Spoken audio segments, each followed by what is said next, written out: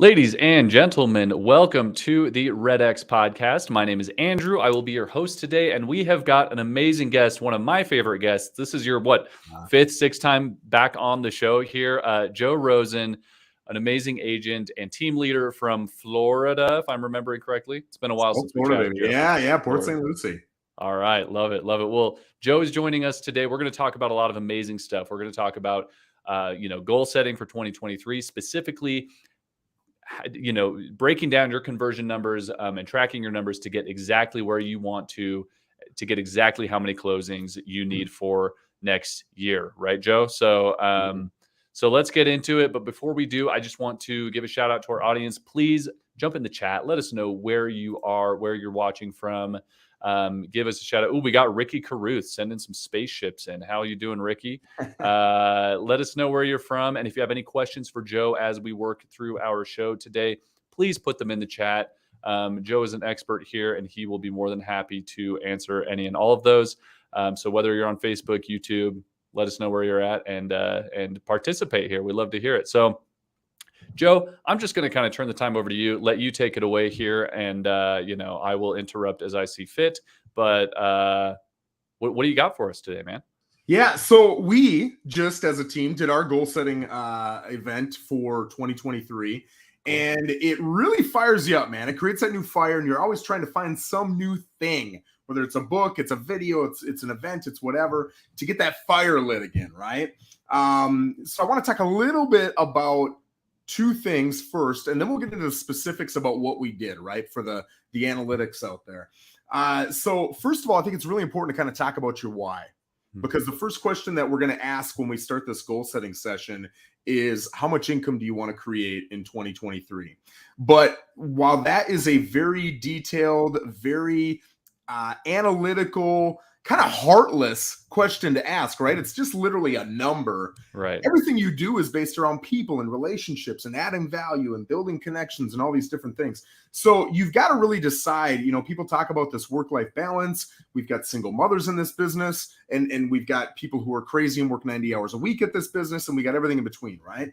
So you've really got to decide, how much effort do you want to put into your business? And specifically, how many conversations do you want to have? Because it doesn't matter how many hours you're working if you're not putting into conversations. So some of the folks are going to say, I want to make 500 grand. Cool. We can build a plan for that. But you better be ready to make massive amounts of calls. And that's what you're doing 90 hours a week, right? And you can go have time at the beach and happy hour and everything else. But you better be ready to make 50, 60 grand a year. So as long as you're okay with that, right? And then, of course, there's everything in between. So really think about your why. And I'm not going to delve too deep into your why here, but I think every one of these sessions should start with your why. What is it you're focused on? What is it you want to get out of this? And once you know what that is, you're going to be a lot more realistic with the goals that you're about to set, right? So that's the first thing that I would get into. So then getting into the numbers, right? What is the income that you want to pull in? I'll tell you, from our team, the typical numbers that I was hearing was either 100 grand or 150 grand. Whatever it is, it doesn't matter what it is, right? As long as you buy into it, it fits the lifestyle that you want. But whatever it is, you can start working those numbers backwards. So what we do, and we've got a whole worksheet that we go through, and we start to say, okay, depending upon the brokerage you're at, some of you guys are maybe on teams and you're making 50%. Some of you guys are single agents at 100% brokerages, and you've got a $300, $400, $500 transaction fee. Whatever it is your pay scale is looking like, you can start to guess how much you're going to make if you sell one house, if I sell 10 houses, if I sell 20. And you can start to kind of guess where your income is going to be. And then based on that, doing that math, right, looking at what is the average sales price in my particular market, what's the typical commission that I'm going to get, and then looking at maybe 70% of my sales are on the list side and 30 are on the buy side. Well, I can tell you I average well over 3% on the list side, but I average a hair under 3% on the buy side. So looking at that and being able to calculate all that's important, right? So now you've got an amount of sales. I'm going to have this many list side sales. I'm going to have this many buy side sales. Now you work it backwards, right? So we've got 11 big stats that we talk about in all of our Monday morning sales meetings. And guys, if you, I'll tell you what we use. If you use it, phenomenal. It does cost you money. If you don't want to pay the money, you can do this with a simple Excel spreadsheet and just literally 3-4 minutes a day of tracking. But having the tracking in place I'll tell you what it's going to do. Right now, you're going to hear me spit out a bunch of numbers and you're going to think, cool. Do you really buy into it? Do you not buy into it? It's up to you, right? But if you've got the numbers, it doesn't matter what I say. You're going to say, these are my conversion numbers. It doesn't matter what Joe Rosen says. I totally buy into these because I'm seeing that's what this input is outputting, right? Right. So really having that tracking system. For us, we initially use Sisu. It's SISU. And it's a great company. We decided to go with a different company called CTE. It's just the 3 letters CTE that I personally like a lot better, but both work well. The 11 stats that we track are these, right? And think about it as a funnel. And at the top of the funnel, you want to put enough leads so that at the bottom of the funnel, you've got some leads coming out and those are your closings, right? So the top of the funnel, you've got to have conversations. So that's what we're focused on every single day. Our guys know I need to have X amount of conversations per week to hit my income goal. And I need to have X amount per day, whether you work 5 days a week, 6 days a week, 4 days a week, whatever it is, you divide that weekly by however many days a week, and there's your daily, right? Mm-hmm. You pretty much look at it like, hey, if you work at Burger King and your job is 8 to 5, you don't go home until 5 and you better show up at 8. Those are the requirements, right? Well, for us, it's the same thing. You don't go home until you make your conversations. So if you make all your conversations, we've got one gal on our team and she's my top agent. She gets all her conversations done by 1, 2 o'clock. If she's got appointments, she goes on them. If not, she's out at the pool and I can see it on Instagram. She's enjoying life because she hit what it is she wants to do. And a big part of her life is spending time by the pool with her kids, right? So she does it. So really looking at how many conversations you got to have, right? And we'll talk a little bit more about numbers, but I want to get through the 11 big stats. Okay. So that's one. Now there's 5 more stats that I'm going to talk about, but there's 2 columns for them, one for buyers and one for sellers. So okay. 5 for buyers, 5 for sellers, plus conversations. That's the 11. You don't know if conversations are going towards buyers or sellers with a lot of the different types of prospecting, so we don't break that up. But here are the 5. Appointment set. So you've gotten a commitment from someone to meet with you, either to go look at homes or for a buyer consult or for a listing presentation, right? Then you've got appointment met. They actually showed up. Now that's a big deal because you'll see the goal of the conversation is to set an appointment. Well, it's kind of worthless to set appointments if you can't get people to show up, right? So you'll see if you've got those weaker conversion rates between appointments set and appointments met, you can start to focus on some different things. And I'll give you a couple examples, right? If you're scheduling a bunch of appointments and maybe only half are showing up, that's definitely not a good number. You can start to send a text the night before and remind them. And then you can send another text the morning of telling them, this is the work I did to prepare for it. I'm excited to see you, and assuming the appointment is still standing, right? That's the tone of the message. You're not asking them. You're telling them, I did all this work for you. I am so prepared, and I think you're going to be excited to see what I've got for you. I'll see you at 3 o'clock. That is a completely different tone than, hey, this is Joe Rosen. Just wanted to confirm that we're going to hook up here at 3 o'clock today. It's completely different. If I'm kind of on the fence, that's an easy out. But if you just told me you worked your butt off preparing for our appointment and you're excited for it, number one, you got me a little bit more excited, and I want to be there for you because now you put some effort into me, man. I owe you a little bit of effort on my end. Right. So you're playing to the psychology a little bit, right? Sure. So looking at this appointment set to appointment met, you said 50%, not a great number. What kind of ratio or number should people aim for set to met?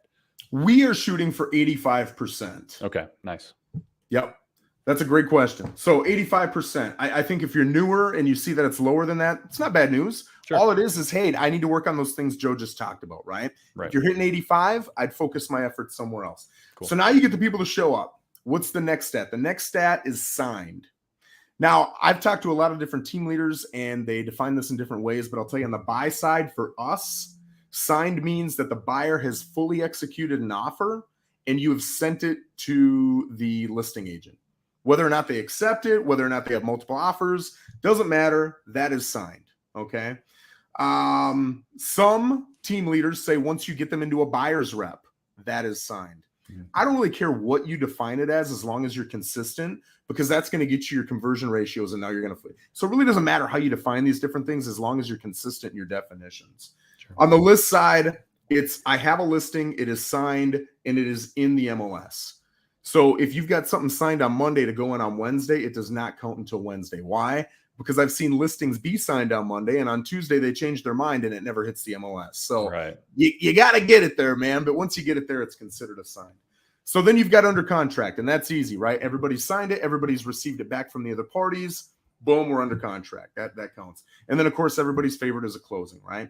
So those 5 for buyers, those 5 for sellers, plus conversations, those are the big 11 that we're tracking. So when we're meeting with people and our team, and we're talking about these different numbers, whatever it is you want to make, if you want to make $100,000, and let's just for simple numbers say, we know that you're going to make $10,000. That'd be a pretty easy commission split, but let's just say $10,000 once you figure out your average price and your average commission, everything else, you're going to make 10 grand on average. Okay, that's simple math, right? 100 grand divided by 10, I got to get 10 sales. And you can kind of look at your buy sides versus list sides. If you're a rookie and you're focusing on buy side specific prospecting, you might have 6 or 7 deals on the buy side, right? If you're focused on expireds and FSBOs, it might be 6 or 7 on the list side and the other 3 or 4 come on the buy side. So kind of looking at that too. You can easily go into your MLS and start to look at average commissions. That's not very challenging and to pull that up there, but most agents know that pretty well, right? Right. So now you've got your appointment to show up, how many go under contract. That is an important thing too, right? So just kind of thinking about that, and it depends on the market. So let's look at an appointment set to how many do I get signed. Right now, I'm getting a lot more listings signed percentage-wise per appointment met than I was a year ago, right? It's just a lot easier to get listings right now. And it's always whatever the thing that's tougher to sell is, that's the easier thing to get always. Yep. But so it's a little bit easier right now. So my conversion ratios have went up. So if I go into 10 appointments, I assume I'm going to get about 8 of those listings. So I'm at about 80%. For some of my guys, maybe they're at 60%. If you are heavy, well, let's use REDX. You're a heavy circle prospector. You don't really have competition with circle prospecting. That's the beautiful thing about it. It's a longer nurture. You can get a higher commission. You can get them to go with your price. There's nobody else involved in this. You're driving the train. So your odds of getting that thing to get on the MLS, assuming you stick with it, is much, much higher than if you're chasing FSBOs and expireds. Yeah, that's low-hanging fruit. But you got to compete with the top 20, 30, 40 prospectors in your market on every single one of those. So your conversion ratio is going to go down a little bit, right? So looking at buy sides on that, how many buyer appointments, which is typically going to be showings, how many showing appointments do I need to go on before somebody's going to write an offer and put it in? And I'm shooting for 50%. So if I go on 10 appointments to go show homes, half of those times I want somebody putting an offer in, right? You get spurts where it's higher, spurts where it's lower. And guys, don't fret about how accurate you are, okay? The only way you're going to be accurate is if you follow this stuff, your stats, for a good 6 months, and then you can go back and look. If you're using CSU, CTE, it's great. If not, use an Excel spreadsheet. You'll see your conversion ratios. And again, it doesn't matter what I say. Your market, your skills are going to dictate what you're able to do. So now you've got the listing. How many are going to close? Well, a year ago, it was 95%. And that might have been honestly a conservative number, right? Yep. Now it's starting to creep down a little bit. Now you might be looking at 70 or 80%. It also depends on, do you take overpriced listings or not? If you don't, you're probably going to be a little bit higher. If you do, you're going to be a little bit lower, right? So you got to know yourself and your market. On the buy side, how many of your offers are going to be accepted? Well, it depends. How horrible are the offers you write? I feel like I'm pretty good at getting my people to be realistic and understand the risk versus reward. So I feel like I get a higher percentage of them accepting it. So right now, I don't have my numbers in front of me, but I would say if I put a listing on the market, I am confident that 80% are going to close, right? Or they're going to go under contract. If I have 10 buy-side offers accepted, put in, I am assuming that I'm going to get 70% accepted. So I've got a 30% failure rate. Maybe it was multiple offers, maybe we were low, whatever it is, right? So now we're going from under contract to closed. To me, it's the same on either side. It doesn't really matter. I'm probably going to get through about 80, 85% of them, right? So 80, 85%. If you are a little weaker negotiator, if you find that you get beat up a little bit more during inspection, you might want to lower that a little bit. But if you're really strong with that stuff, you might want to increase it. So there's kind of the basic numbers in some of the things I'm seeing. What that creates for me then, though, and I don't want to get too much into this because we're talking about goals, is what if my numbers do suck? What if I'm looking at these numbers that Joe's given me and I'm not hitting those numbers? What do I do? And there we say you've got to do one of two things. Number one, well, I'd say one of three things. Number one, you've got to get into role playing, right? We do role playing 5 days a week. It's an hour every day. It's the first thing you do. And it really gets you into all the different objections. And I'll tell you, man, I'm a pro at this stuff. I do it all day long. I've done it for a while, and we've done it at a very successful rate. I'll get into that role playing, and some rookie has some objection, and I've never heard it, or it's a different twist on what I've heard. It makes me better. It makes all of us better. Right. So Joe, when you're talking about role playing, usually when I hear role playing, I think of prospecting, cold calls, conversations, role playing those conversations, right? But I mean, does that spread into any other area? Like, are you role playing maybe some of your appointments? Are you role playing some of these conversations around signing a contract, or is it more on that top of funnel area? It's anything you want. So typically what we do, we've got about 20, 30 people in our room on average. And usually the moderator will say, I've got an objection for you. Here it is. And then they'll run through the objection. And then at least when I moderate, I'll say, if you have a real life objection that you just faced in the last day or two, forget my objection. Go with yours. Nice. If you don't have one, use mine. And then we'll put you into breakout groups of 2 or 3 agents per group.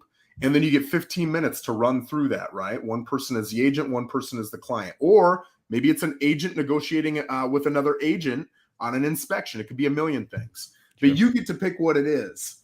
So then we come out of that and we talk, right? Whoever was the non-agent, whoever was usually the client, that person raises their hand. They get about 60 seconds to say, this is what we talked about. Here's something they could have improved on. Here's something they did great that you guys should really do too. And we focus on trying to be, man, and now I'm not doing it, to be very efficient with our words, right? So, and I say you want to be efficient with your words because we're running something that's got to keep the engagement of everybody. But I also want you to be efficient with your words with your buyers and sellers. If you ramble on too much, you're going to lose their attention, man. So you got to get right to the point. Every word needs to matter, and this is your practice in doing it. So that role play matters. Training matters. The more you know, we just had a CMA boot camp today. It's a 6-hour training. My whole team goes on. We go look at 3 different houses. And after those 3, we go back to my house. We grab some lunch. And privately, you get 30 minutes to do a CMA on house 1. And then we all talk about the numbers. And we laugh at the people who are really high or really low. But we don't know. We write them all down. And then we go to the next one. And then we go to the next one. You get 30 minutes per. And then you get 3 minutes to pitch why you said your number and what your number is. And then I will critique you and I'll say, well, did you see this? And did you check this out? And so these guys get so good at this stuff. And what you find is, and it's funny because one of my favorite new agents, he's putting all the effort in. He's a REDX dude, man. So he's going to crush it. He said at the end, I had a fear of going into listing appointments because I'm sure I can get there. But once I get there, I'm going to get the crap kicked out of me. But after being in this CMA boot camp, I feel like I am so well equipped to come in and crush it. I want to get in appointments now. And I said, you watch over the coming week or 2, you're going to have more appointments than you've ever had because that's what your mind is focused on and that's what you're confident with now, right? So you've got to get into role play. You've got to get into that training. And then obviously the biggest thing is you've got to get real life reps. So this is one of the reasons, especially for newer agents, I love cold calling. Of course it's going to fill your CRM. Of course you don't have any competition. It's the easiest lead to take over and get the highest commissions and prices and all that good stuff.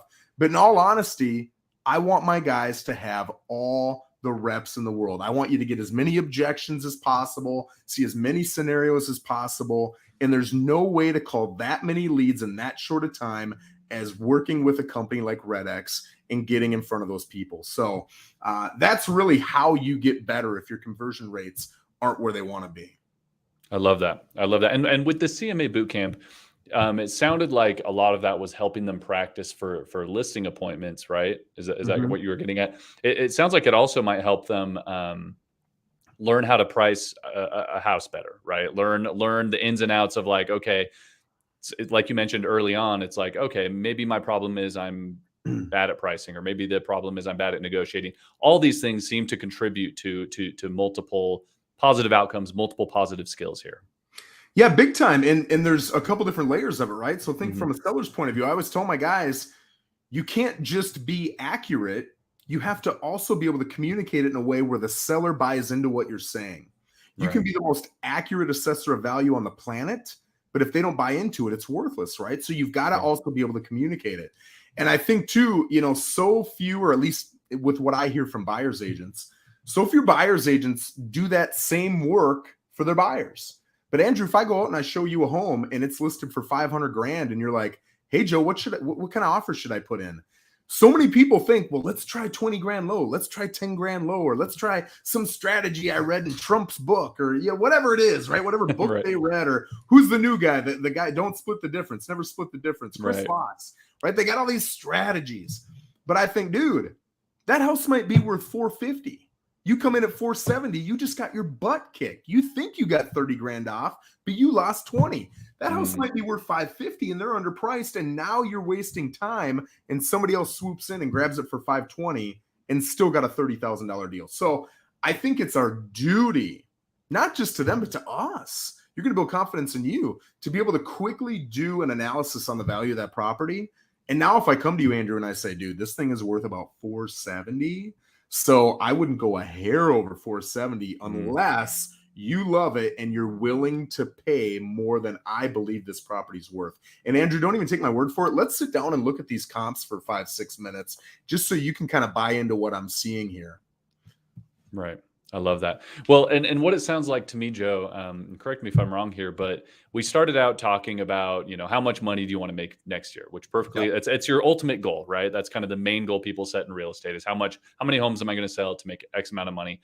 But it seems like really what goal setting is about is kind of breaking it down into habits, right? Because whether you're talking about how many conversations do I need to have, how many appointments do I need to set, working through that conversion funnel, it's less about, achieving that goal, and it's more about breaking it down into these daily habits. And those habits are what actually help you achieve that goal in the end.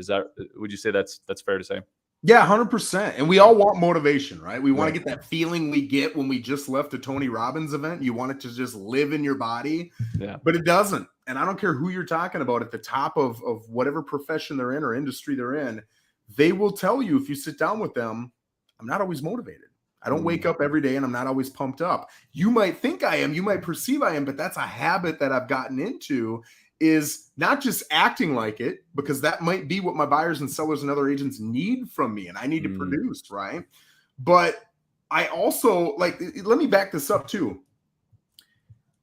If you have, we went back to that sheet that we made, right? I got the sheet sitting right here next to me, and I've got those filled out from that training that I did. Now on days when I'm not motivated, I'm not feeling that emotion, all I've got to do is look at this cork board right next to me and see, just like my top agent, Lizette, she knows, I don't know what her conversation number is, but let's say it's 10. She can say, well, I've only done 3 conversations. Man, today sucks. I don't want to call anybody. I don't want to make these calls. I don't want to follow up. Ugh, people, I want a margarita and I want a pool, right? All she's got to do is say, discipline. Discipline tells me all I got to do is make 7 more conversations, and then I can park my butt out by that pool. And now in about an hour, she can sprint through those conversations, and then she can go to her slushy machine and get that margarita going. And she doesn't have to feel bad about it, because she did the thing she committed to doing. If that's all you've got to do. I think people sit there and waste so much time overthinking, if I do this and then I do this, dude, just get your conversations in, treat people really good, give them incredible service, and then go sit by the pool, or whatever it is your equivalent of sitting by the pool is, right? But yes, to your point, you're not going to have motivation all the time. You've got to have discipline. You've got to build habits. And if I can make a recommendation, Atomic Habits, phenomenal book. Read it. It'll give you not just some habits that you can implement, but what was the word? I can't think of what they're called, but little triggers that if you know how to do it, and I'll give you an example, right?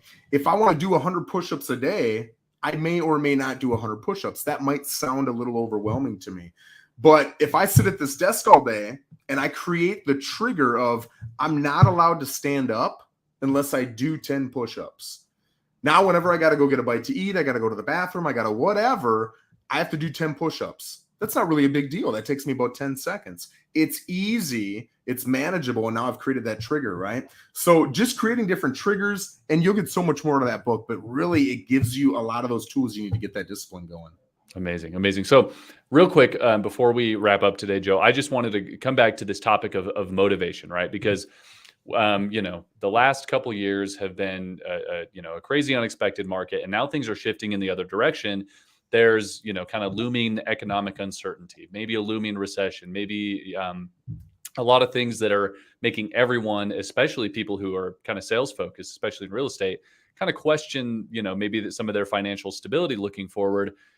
What are you telling agents on your team, and how are you helping people stay motivated as we're kind of being faced with this uncertainty? Yeah. Well, is this right? Is this wrong? I'm being pretty blunt with them. I mean, I'm saying, guys, right now, that's what we need. I think it was NAR who came out, whoever it was, and I'm making up these numbers, but they're accurate enough. There's like 1.4 million agents, and 800,000 of them, which is more than half, have never sold a house. Wow. Yeah. And I was talking to the local Keller team leader. He's a good friend of mine. And he said, I was looking in broker, I forget what it's called, but it looks up all the stats for the agents. He said in the last 90 days, 100% of our sales were done by 32% of the agents. Yeah. Crazy. And it was only, again, I'm making this up, but I think it was like 11% of agents had 2 deals in the last 90 days. And so you're going to start to see the separation when it's super easy to get listings and get buyers and everybody's coming in 20 grand over. Like, I can't believe the agents who complained about that market saying it's so tough. Dude, if you think that's tough, you're about to feel the real tough, right? But for me, it makes me salivate. And it makes a lot of top agents salivate. Now, am I going to make as much? I don't know. I honestly don't care. To me, it's a game. It's a competition. So the tougher it gets for me, the more motivated I get, the more interesting and exciting it gets. If you are one of those agents who's focused on, am I going to make it?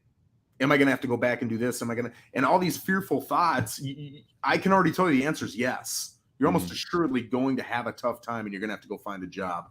But if you show up every morning and you're like, hey, listen, I am here to make money. I'm here to take care of my family. But man, I'm here to crush it for this buyer and get him the best damn house they're ever going to get. I'm here to make sure that this seller gets $12,000 more with me than they would have gotten with any other agent. And I'm going to find little ways to get better, 1% every single day, and implement on this stuff and execute and build better checklists, build better systems, use better systems. Work with REDX to get more calls taken care of. Do I have a good CRM? I'm always going to focus on improving, and I'm going to crush it no matter what. If you've got that mindset, you're going to do well. In my opinion, if you have any other mindset, I think your odds of success are incredibly low over the next 12 to 24 months. Now, you can take that negatively, but I would challenge you that if you are, you're probably telling yourself silently where you sit on that spectrum. If you're hearing what I'm saying and it's firing you up and you're turning this off because you got to go hit the gym or hit your phone and make more calls or get your goals set up for next year, whatever, that's the reaction you're having, you're probably on the other side of the spectrum that's going to have an absolutely phenomenal 2023. And I'll finish with this one thing. Okay. If you go in to this market and your sales are coming down, because all sales have come down a little bit. In our market, it's about 16-17% sales have dropped in the last 6 months, right? The number of sales per month. If you keep doing the same things you're doing and agents are slowly trickling out of the business, right? You're going to see that when the market turns, whether it's in 6 months or 6 years, you're going to come out with a greater percentage of the market share. And you're going to see one of the biggest booms in your career. I bet you I'm going to see about 2 or 3 more of those. I'm 40. I'll see 2 or 3 more of those in my real estate career. And right now, the effort that I put in over the next 1 to 2 years is what's going to create the next biggest boom, one of 2 or 3 in my life that's going to have the biggest impact on my success in my career. So I'm all in, man. I hope it gets even worse. I think about that all the time. The worse it gets, the more valuable this guy right here is. So bring it on.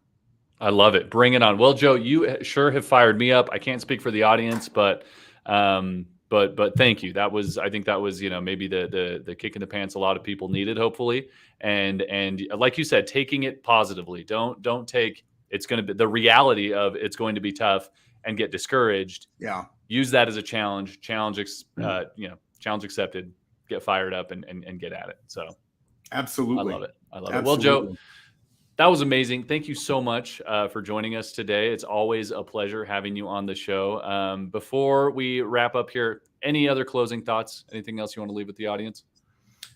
Just really focus on that why, man. Everybody's going to have these tough days where you don't want to get out and do it, myself included. Even today, like I'm fired up right now. I've had a great, productive day. I got a house under contract today, right? Nice. But there have been little 2-minute stints in my day where I'm not feeling it 100%. You're either going to get in the mindset of how do I get as much as possible in real estate, maybe that's commissions, listing, with whatever, by doing the least amount possible, or you're going to get to the mindset of how do I do as much as possible for other people regardless of what I get. And I'll tell you, every single time, that second mindset is going to pay off way more. People feel it. They love it. You're going to feel it. You're going to love it. You're going to attract other agents to you. You're going to attract other buyers, other sellers. And that mindset of just, it's not about me. It doesn't matter if I'm motivated. It doesn't matter if I'm disciplined. It doesn't matter what my habits are. Yeah, this is cool. I love these goals, but really, I'm here to destroy it. I'm here to compete. I'm here to crush it. And if you can get into that mindset of just delivering massive value, there's nothing that's going to stop you. I love it. Well, Joe, thank you again. If anyone who's been watching or anyone listening wants to get a hold of you, or if they have any follow-up questions, where can they reach you, Joe? Absolutely. So you can go find me on Facebook. I think my business page is The Joe Rosen Show. And if you go to Instagram, it's The Joe Rosen Show. And if you look up thejoerosenshow.com, you'll see my YouTube channel. And I'm pretty visible. If you have Canva and you want me to share with you all of the goal setting stuff that we created, it's November, guys. This is the perfect time to start setting up your 2023. Just shoot me your email on anything, on Facebook, Instagram, it doesn't matter, and say, hey, give me that Canva piece with your goal setting materials, and we'll shoot it right over to you. Not a problem. And it's editable. So if you're a team leader, you can take all the Rosen Group stuff off and put all your stuff on. Take all the EXP off and put the Coldwell Banker on, or whatever it is you got, right? But you can steal all our stuff, whatever you need. Amazing. Well, thank you, Joe. To the audience, thanks so much for joining in today. Thank you for your warm comments, and we're getting a lot of thank yous for you there, Joe. Be sure to tune in every week. We have this podcast every Thursday at 1:30 Mountain Time. I believe that's 3:30 Eastern, if I'm correct about that. Yes, sir. And we will see you actually. Next week is Thanksgiving, so we'll see you next Friday for a little special show, and then the week after that. So thanks again, Joe. Always a pleasure, and we'll talk to everyone later. Appreciate you, brother. See you.